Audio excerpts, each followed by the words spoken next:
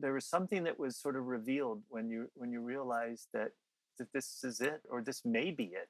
That is just everything becomes really poignant and clear and beautiful.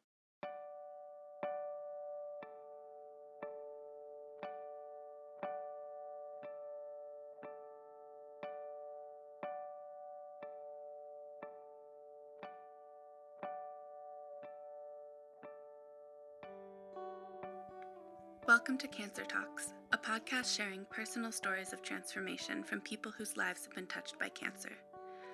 My name is Claire DeLaslo, and I'll be guiding today's conversation. Our guest, Charlie Altekruse, is a loving father who's here to share his wife Barbara's cancer story. He joins us from Berkeley, California, where he lives with his 2 boys.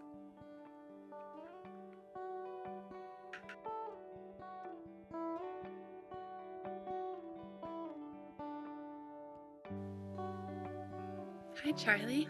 Good morning. What have you been thinking about this morning? Well, I've already been up for a 4-mile walk in the foggy hills behind Berkeley, and it was quite beautiful and meditative, as you might imagine. Nice. And so my mom was talking to you very recently and mentioned that I was working on this podcast. What was it in that moment that made you inclined to share your story? Well, I think that the process of grief, sort of, at least in my case, was one of an incredible need to share. It's funny, it's to share words.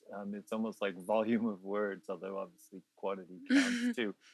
But, I felt early on in the grieving process that my heart and my mind could not make much sense of it, but I could breathe it in and out, and I could breathe it in and out with words. And even if the words were incomplete, and even if the words were all over the place, the basic sharing of words, and therefore of breath, and therefore of life, was somehow reaffirming and comforting. And so it almost felt like the more people I talked with and shared my story and any stories about life, the more comforting it made me feel, and the more in company it made me feel.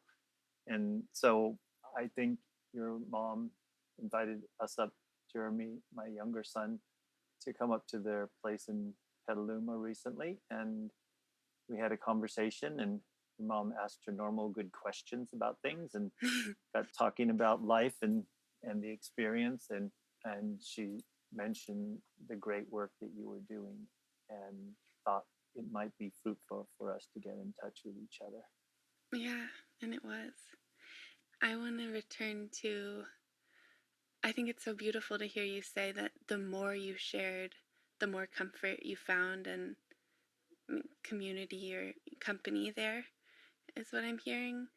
And that's inspiring to me, because I think I sometimes use sharing as almost a way to numb myself or something, or dull the feelings, where I turn it into a story and then I don't have to feel it anymore.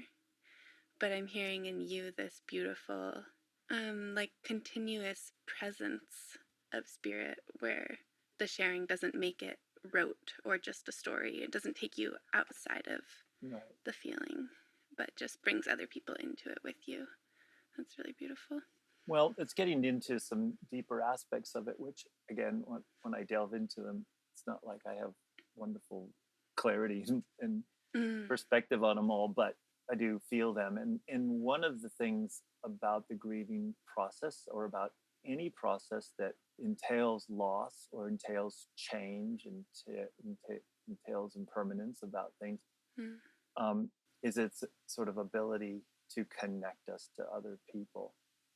And so when you say, that it's possible in the past to use words to blunt feelings and so forth, yes, I think in a way that's true, but I think it's also an attempt of your deep psyche, and all of our deep psyches, to throw out lifelines, and to to engage and to see if something comes back, or if somebody pulls us in.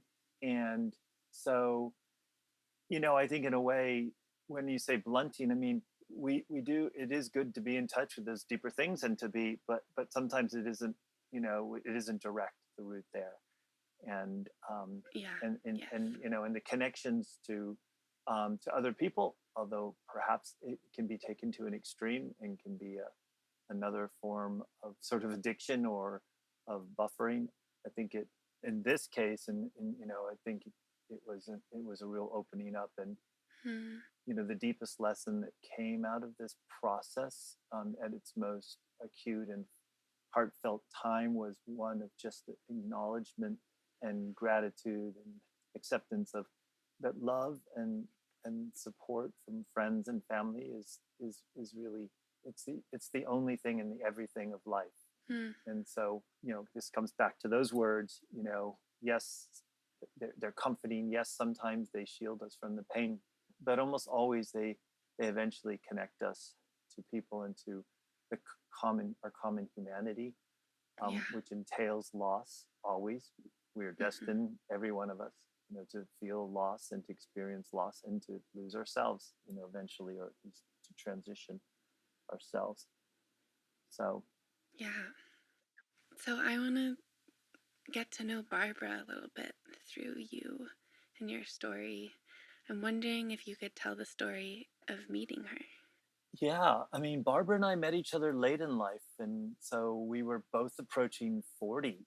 And in many ways, it just astounds me that she was still available, and had never been married. And she had just legions of friends and male colleagues and everything, and yet for some reason she hadn't met the person that took it to the next level. And the same was for me.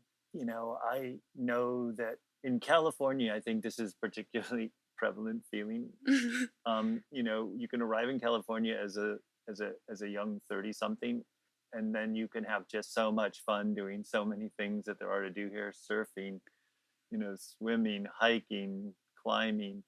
It's easy to wake up and suddenly realize you're in your late 30s, and you've had a great time, but you forgot to get married or whatever, settle down. So Barbara and I were in the same position. We were introduced by a former girlfriend of mine, Wow. which I tell my boys, that it's a lesson about burning bridges. Don't do it. Yeah. She sort of one day said to Barbara, "I think I've got somebody maybe he'd be interested in you. He's a diamond in the rough or something like that, but you might be able to do something with him."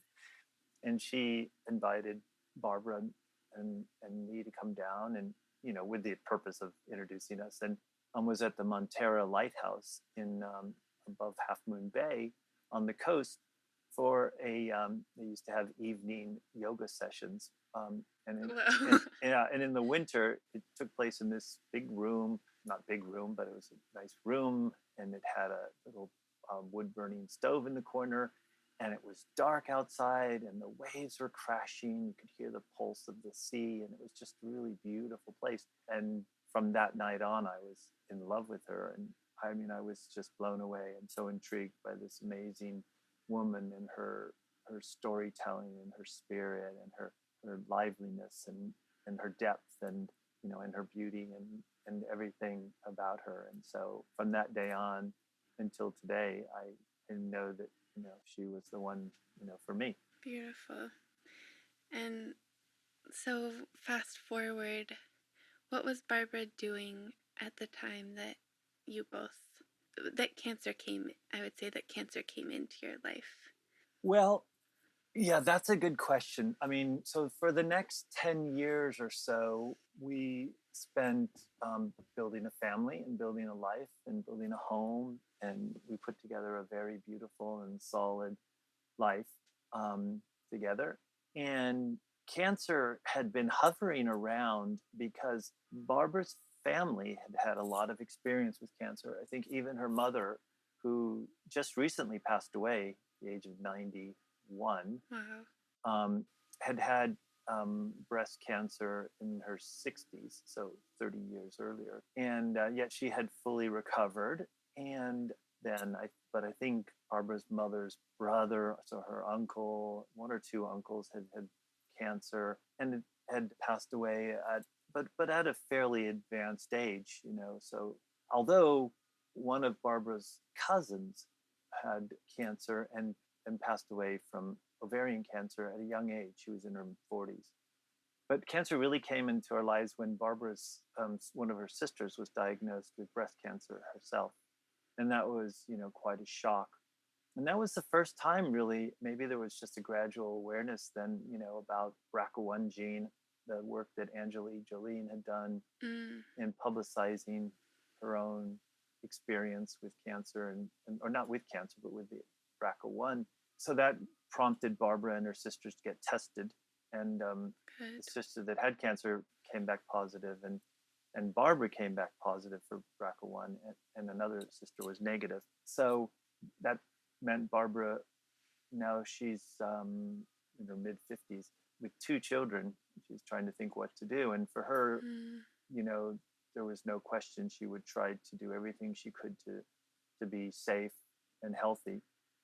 And even though I believe we always led a pretty healthy lifestyle of food and sleep and not excessive indulgences in anything, and good exercise and walking in nature and everything, she still felt that there were steps that could be taken that would minimize her chance of getting cancer. And so she embarked on a pretty aggressive course of surgeries, Mm. double mastectomy and ovarectomy and hysterectomy. And it was theoretically was to reduce her chance of getting cancer down to around 3%, which was Mhm. less than the general public.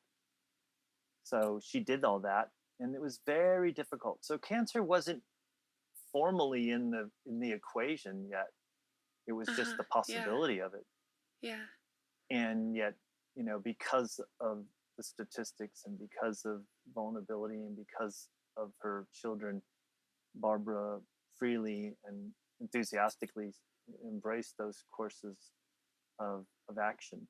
And so after a year of pretty tough surgeries and a number of reconstruction surgeries and that really racked her poor body, she always went through them though with incredible grace and courage, and just, you know, just sort of her father's English, you know, just let's do this and let's do what we have to do. And Mhm. had a wonderful collection of female surgeons and nurses and others who really understood and supported her. And I think Barbara felt very good and confident about the outcomes, and healed always very quickly, even though some of these surgeries were quite dramatic, and did leave some lingering pain for at least a while. She quickly got over them with a minimal amount of, I think, of complaining for sure, and minimal amount of Mhm. drugs or anything. And she just stayed, got back to work and did what she, you know, did, enjoying life. And you know, I think for me the story of cancer is a story of transformation. So, you know, we had there was this first diagnosis and treatment.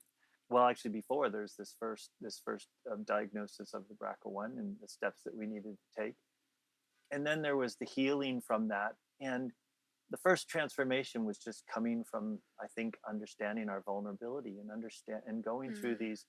these experiences which couldn't be labeled cancer yet, but were certainly associated with cancer. Yeah. And you know, just going through that together as a couple and with young kids, and that, I think, transformed our relationship and deepened it. Yeah. And then and then there so we had, you know, 2016 was a year of a lot of medical stuff.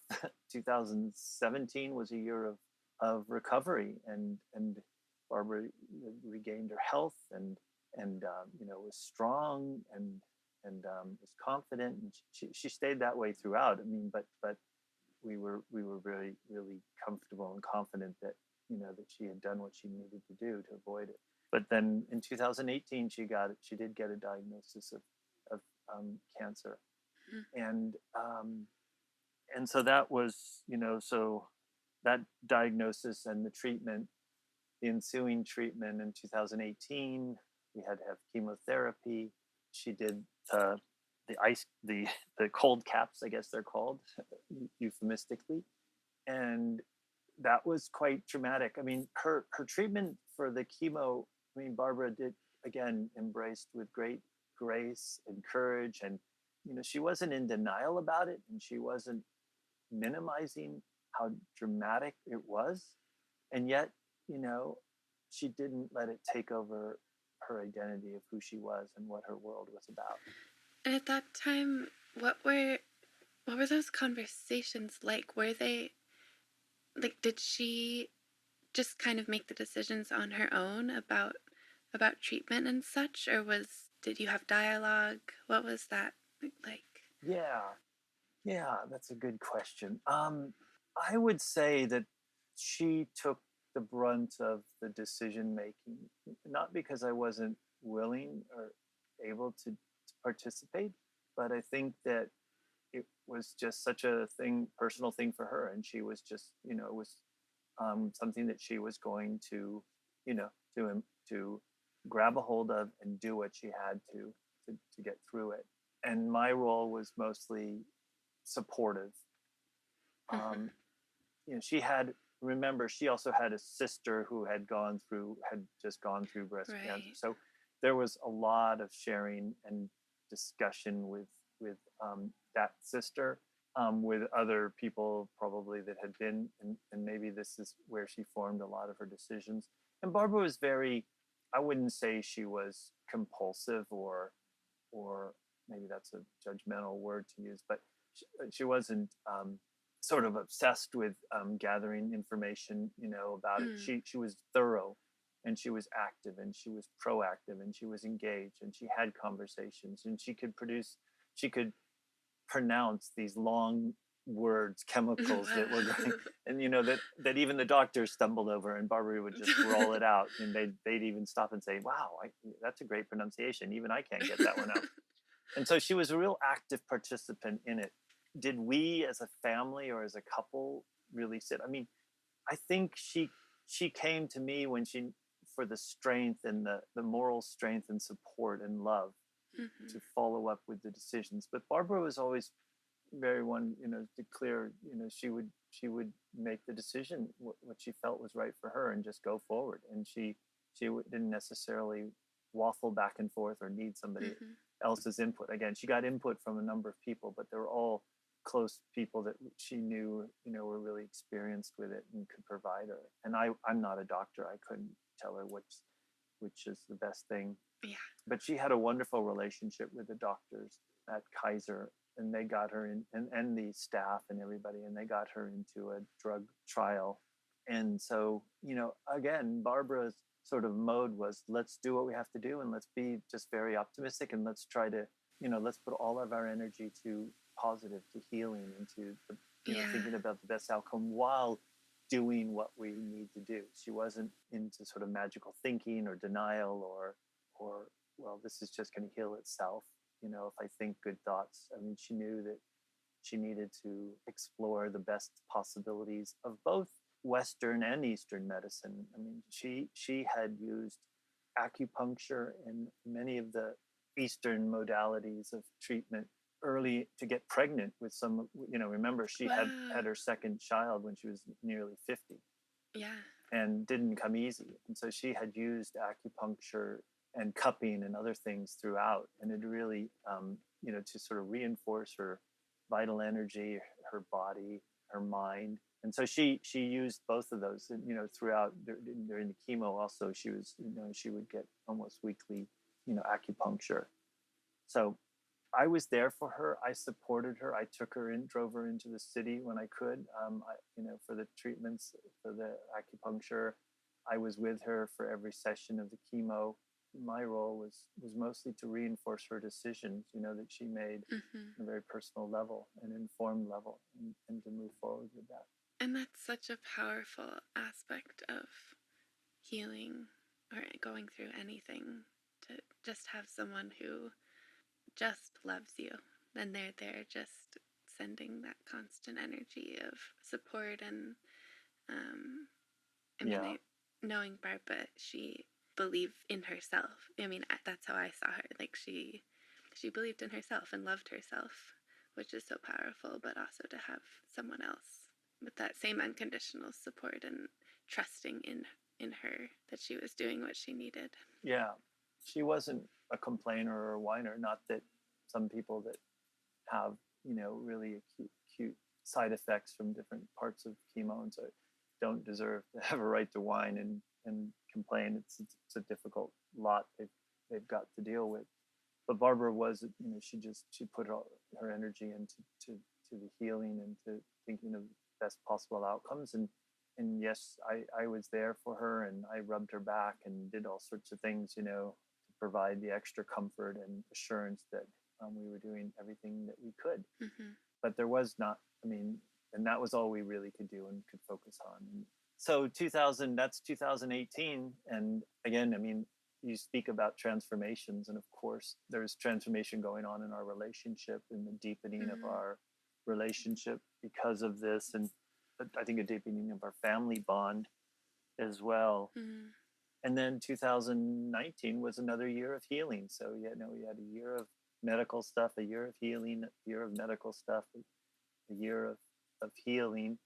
And 2019, the fall of 2019, we thought we had dodged the bullet again, and we're doing well. And then she started having intestinal discomfort, which seemed like it could be from the medication she was taking. That was the assumption, because there was nothing that was showing up on the CAT scans that would indicate otherwise, or return of cancer at that point. But that wasn't the case. And by early January 2020, the pains and the discomfort were getting quite intense until they resulted in it's really interesting. We were up in Yosemite. I work on a board that met in Yosemite quarterly. Not a bad place to have meetings. That's pretty good. Yeah. It was a wonderful thing that Barbara and I got to do a number of times, to go up together and stay up there. And then I would go to my meeting, and she would walk around the valley and a place that she really loved, Yosemite. And we were up there in January 2020 for the meeting. And she had gotten to know a few of the people, and usually came in for, they had a big buffet lunch during the meeting, and she would come in and meet people and talk and chat, and then go out again when we had her resumed. And she didn't come in. She said she was very uncomfortable, and she would just stay in the car. She'd stay in the car, and she rested. And then we got a hotel room, and so we were planning to stay the night. And she went back to the hotel room, and I went back after the meeting, and she said, she was really uncomfortable, but let's go for a ride around the valley. And so we drove around on this beautiful January day with the cloud and the lights, and the sun was shining through. And it was one of those sort of Italian Renaissance painting, skies, and just voluminous clouds. And we were walking, and all of a sudden we were walking in one place, and a coyote came up and sort of just stopped and looked at Barbara, and then just walked away. And it was funny. I don't know what kind of omen that was.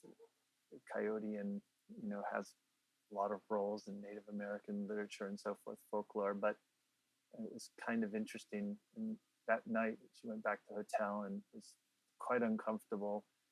I went to dinner and by myself, and when I came back, she was in real distress.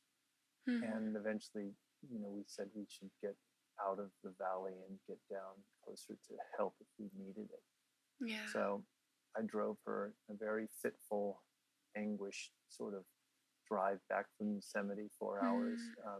Was like being in a car with a woman going through contractions, labor contractions. It was really, really, I was checking the nearest hospital at multiple points along the road in case we had to stop.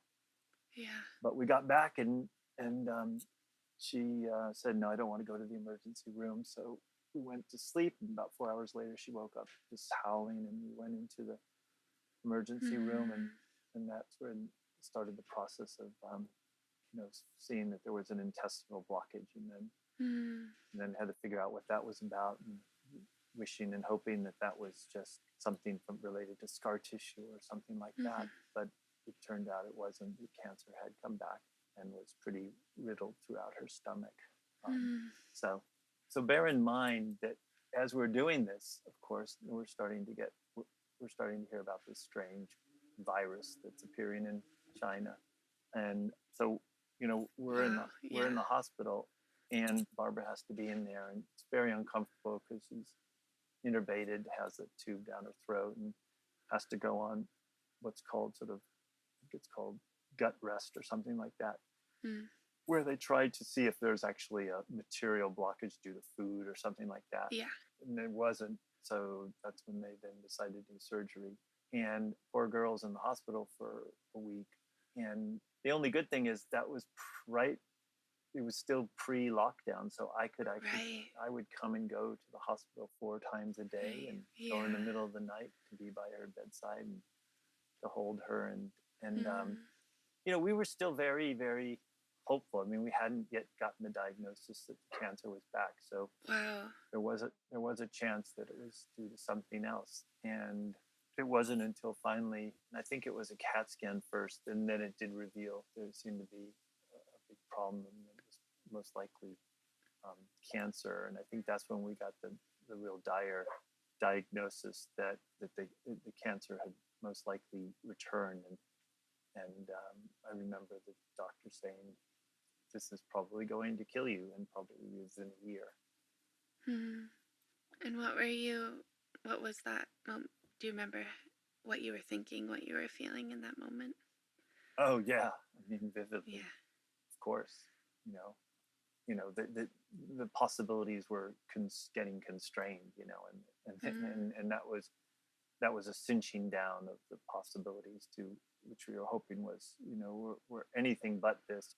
And there were still options, but we had a fairly, it wasn't actually her attending oncologist, it was another person that was in for the weekend, and she kind of spilled the beans, and she did it in a sort of very, I mean, she was trying to be very caring and open and frank, but she did, she wasn't trying to pull punches either. And she's pretty much said, the likelihood is this will take your life, and it will probably be within a year. Mm. So that was a that was that was obviously horrible news, and we were incredibly distraught and in tears and everything. But then we regrouped, and we just said, well, we will do our best to do what we can do, and we will engage whatever we can engage.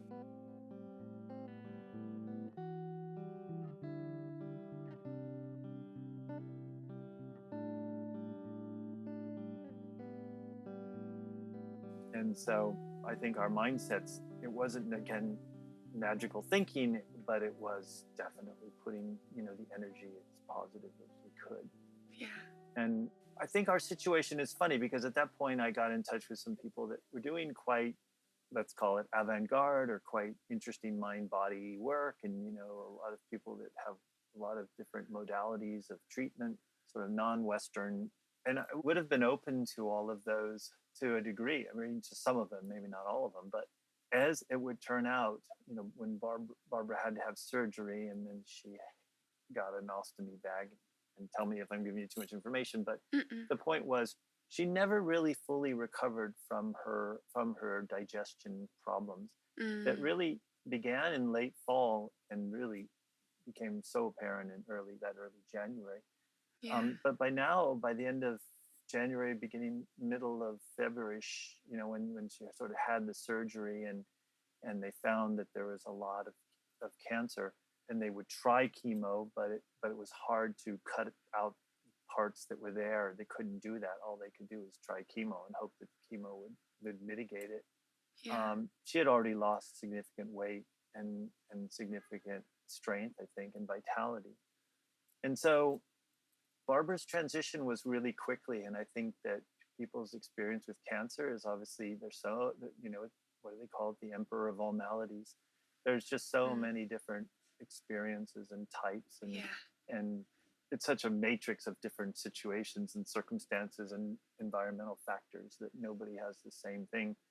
But ours was one which was that it came on, it came back, it manifests itself very quickly. Mm. We did try chemotherapy, and we did actually went into chemotherapy and thinking, they said a year, but if we can get 3 years or 2 or 3 years, we'd be happy. And maybe we'll be some of those people that get 5 or 10 years, Mm-hmm. And that's how our mentality was. And so we engaged in the February, March time frame. But poor Barbara was really, not able to eat much, and she was just losing more and more weight, and she was uncomfortable. I mean, she was uncomfortable, but she was also losing strength and vitality. And then finally the word came back sometime around mid-April that the chemo wasn't having an impact and cancer was spreading. And that's when they said pretty much, it would not be fruitful to continue treatment, and should think about probably at that point going into hospice. And the doctors had said at that point the prognosis had shifted from maybe a year to maybe 3 to 6 months. But I already knew that Barbara's weight and vitality was down so significantly. We couldn't either engage any other modalities of treatment. That was too late, really. We couldn't get her anywhere. We couldn't. Her body wasn't strong enough to do a lot of stuff. So that was too late. And I just thought, my intuition was her body could not stay like that for more than a month or two. And that was it, actually. That from the time that she got the prognosis was, this is, we should go into palliative and hospice care. It was just a month until she passed away. And I remember you sharing that in that moment, a month before her passing, there was a shift. Right. Yeah. So the counter side of that story, which might sound like a gradual, horrible progression downward, but it wasn't. I mean, in some ways, we didn't have the experience where we beat cancer, and we did not have the experience where cancer stayed and really inflicted a horrible, long, prolonged, painful. Our experience was one of sort of in January and February discovery, March and April, trying to engage some other, whatever options were there for us and keeping hopeful. And then finally getting into the sense of or the prognosis of that, that it's going to be shorter and there's not a lot to be done other than pain management and so forth. But through that whole time, there was a sort of a gradual acceptance, I think, in Barbara, that maybe this was, whatever was going to happen, there was a sense of acceptance that came. And there were people that came into our lives. I mean, Barbara's sisters and brothers traveled during, really difficult times of COVID, and they came back from the East Coast, bravely flew in to be with her. And we just had magical moments with them. There was something that was sort of revealed when you realize that this is it. I mean, this may be it, let's say, that is just, everything becomes really poignant and clear and beautiful. And we had things happen in that time period, so even though in a way it was a gradual decline, it was also an ascent into this beautiful spiritual process and journey, and this discovery of that love and support from the friends and family.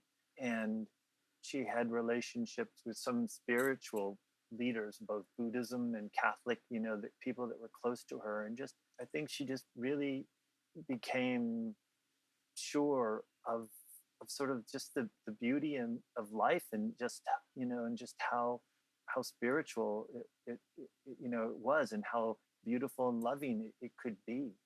And there were wonderful events, like a little mass in our yard, or one fellow brought over his harpsichord and played a concert in our little garden for Barbara. And Benjamin's school administration showed up at our door one weekend and gave him a impromptu graduation ceremony in all of their robes and masks, and for Barbara to see, and it was just yeah. And so we had, and the visits from the family and friends, and it was just a period where, despite what seemed like a growing and looming, you know, proposition was one that was still full of incredible amount of joy and grace and love. So we had that, and that was about a 2 or 3 month period. And then, yeah, the Friday before Mother's Day of 2020, I had a good friend over of hers, Ellen Bruno, and she was here to help me take care because the nights were getting difficult and I was getting very tired. Mm-hmm. And so I was sleeping on the couch, and Ellen was on the window bed next to Barbara's hospital bed. And she called me, said, "Charlie, Barbara's unresponsive." And um, Barbara had remained as alert and physically able as she could be. She was obviously weak, and she was tremendously loss of weight, but she was still there and present, and Mm-hmm. her elegance and her grace was still obviously. But on this one Friday, she was really unresponsive, and I wasn't sure if she was going to die, so I didn't know what to do, and kind of panicked, and I called 911, and they came over, and they said, yes, she's got a severe low blood pressure. It's 90 over 50 or something like that, and we should, normally we take her to the hospital. And I said, but they said, now COVID is here, and you won't be able to come. Mm-hmm. And then we also said, and she's in hospice. And then they just stopped, and they said, wait, she's in hospice? And we said, yes, she's in hospice. They said, well, do you really want her to go to the hospital and go through that? And so the long and short of it, she stayed at home, and she did sort of recover. But physically, she was, in some ways, that day represented the transition, I think, from sort of a physical, material being and existence. And for the next week or so that she would stay with us, she was all spirit, all beautiful, transcendent spirit. And she was alive, and she was alert, and she was talking. And on Mother's Day, knowing that the end would be near, we invited a parade of people, socially distanced, timed parade of people to come in and sort of say goodbye to Barbara. And they did. And each one of them entered the gates, with trepidation and fear. Oh my gosh, I got to say goodbye to Barbara. This is going to be terrible. And each one of them were greeted with this most expansive, beautiful, pure expression of joy and love. Just this transcendent.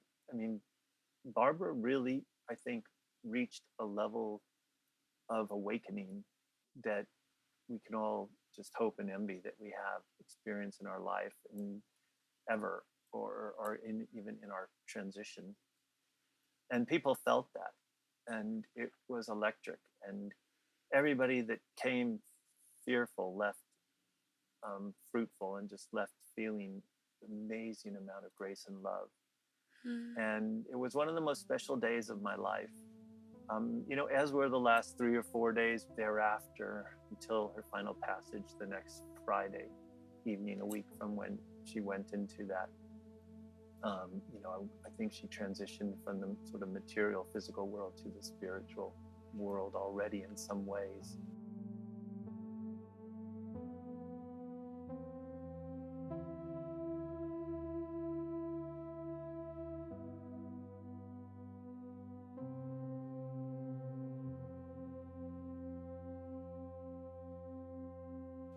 Can you tell me the story of that day in May around that time? You went on a walk down to the water. You were wailing Barbara. Yeah. So a week or two earlier, when Barbara had lost her strength to move around a whole lot, but she could do small trips to the kitchen table and so forth. But to do anything meaningful, it required a wheelchair. And I thought, in some ways, that getting a wheelchair would be something that she would hate, and would be a signal that she was giving up.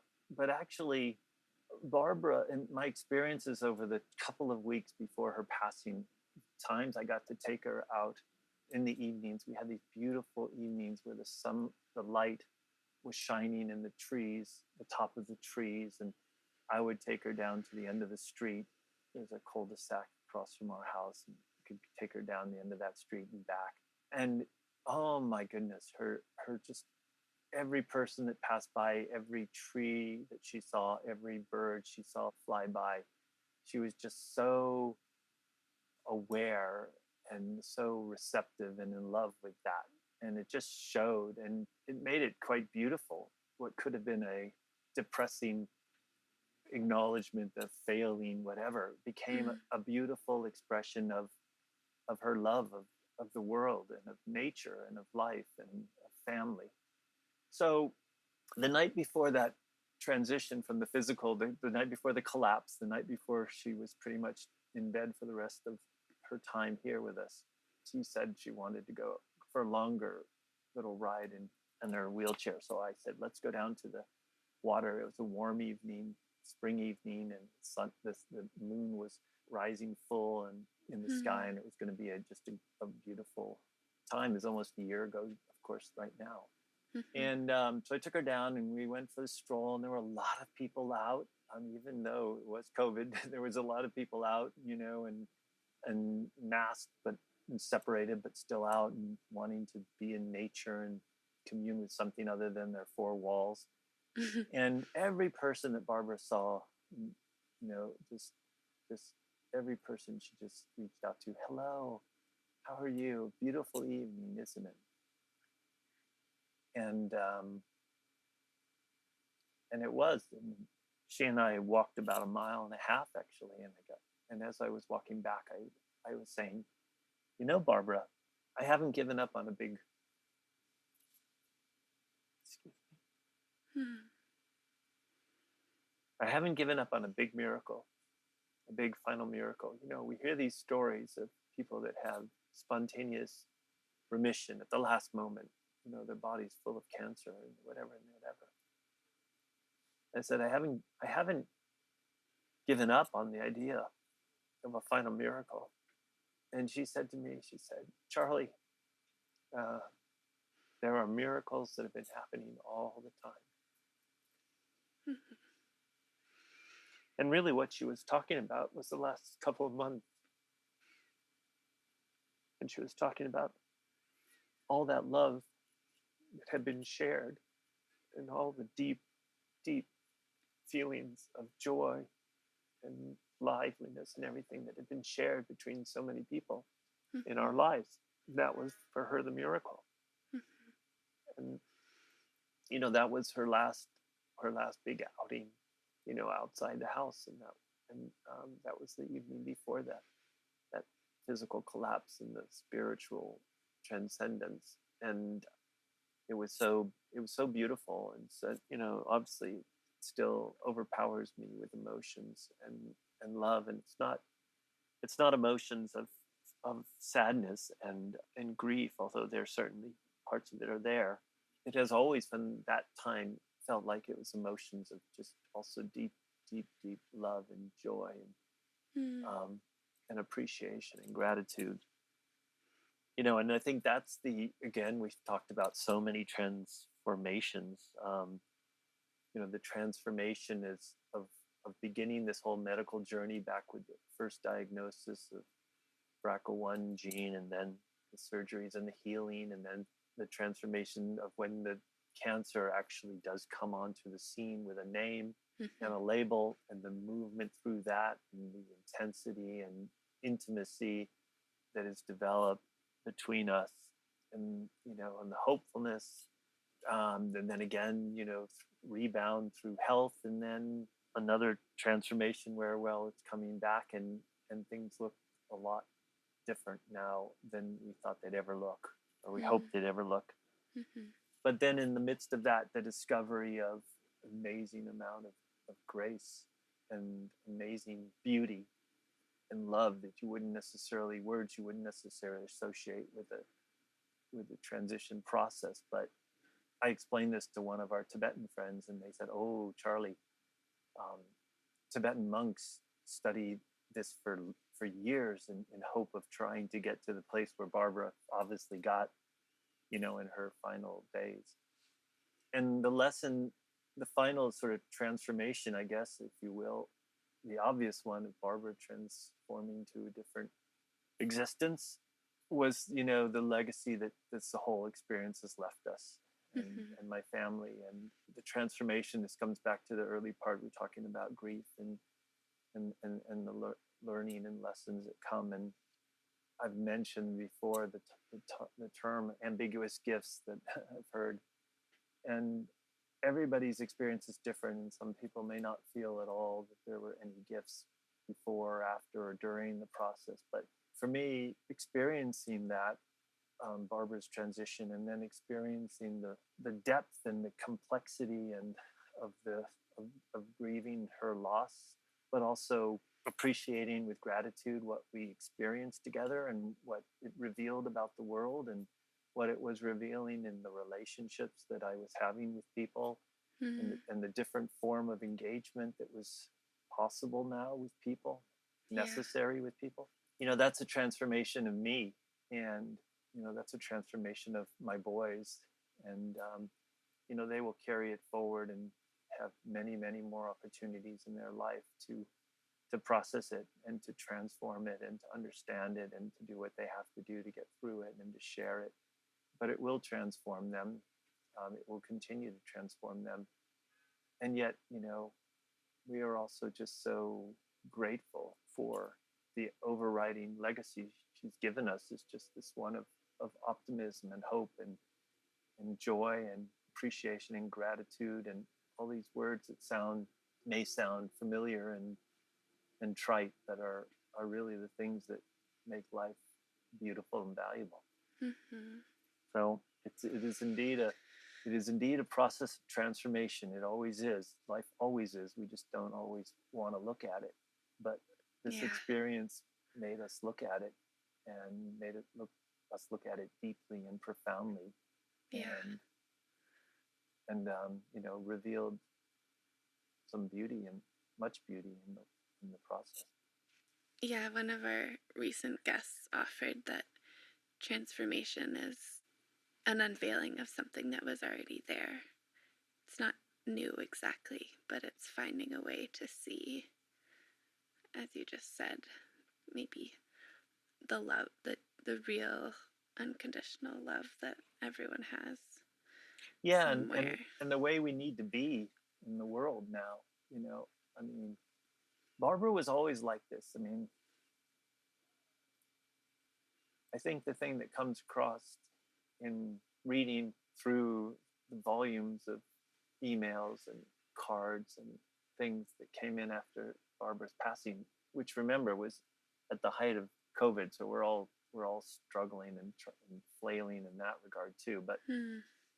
you know, all these things poured in, and they all reaffirmed that this was a woman of amazing energy and amazing spirit, and her greatest strength was always inviting people in to tell their story to her. And she just, as a Mm-hmm. storyteller herself, she knew that the best story was always one told by somebody else to you. and and she made a space for people to tell the story, and so to try to figure out how to live that way, to live that in the present, in the moment, with people.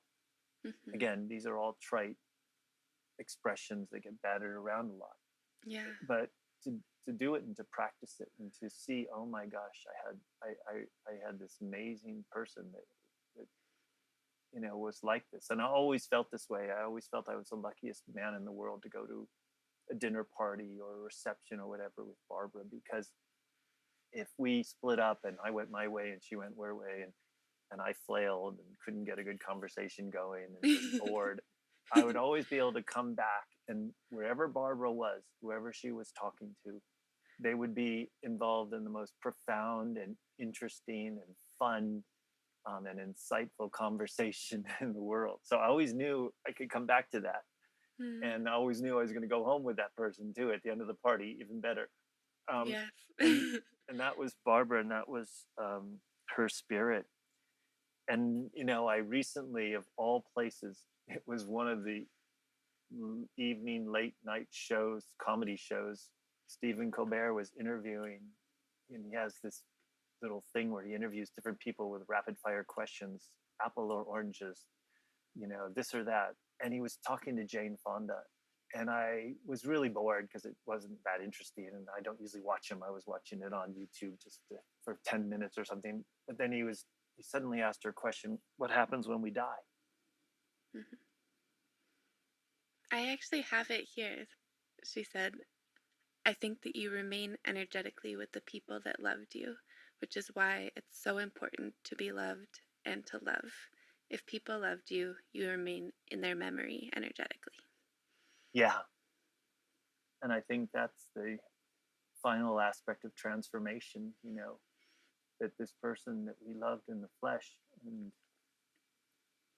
can be transformed, into this spirit that is constantly with us. At least that's for me, I think one of the deep lessons, one of those ambiguous gifts. It's a deep lesson because it's not only about Barbara.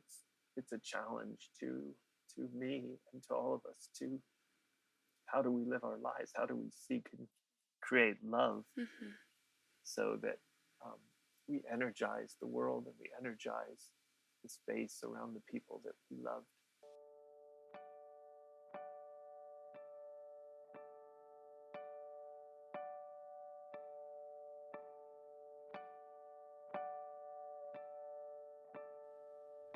If you enjoyed this conversation, please leave a review in your podcast app. This podcast is a platform for anyone who has been touched by cancer. Go to cancertalks.com/mystory to join the conversation. If you're moved to donate, please visit patreon.com/cancertalks. This episode was produced by Cheryl Buck and Rory Amenrud. Music and editing by Annie Mernigan, and a special thanks to our donors and volunteers. We couldn't do this without you.